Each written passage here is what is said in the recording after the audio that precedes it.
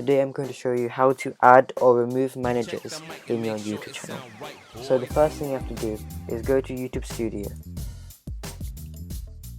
Once you go to YouTube Studio, go all the way down to Settings, click on Channel, Advanced Settings, and scroll down and you'll see Other Settings. Click on the first blue link, Manage YouTube Account. Click on that.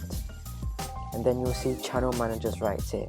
Add or remove managers. You can either add or remove managers. But there's one important thing. If you have a personal YouTube account, you can't add managers. You have to have a business account to add managers. That's a really important thing. So that's how you add or remove managers. If you like this video, please subscribe, hit the like button, and I will see you in the next video.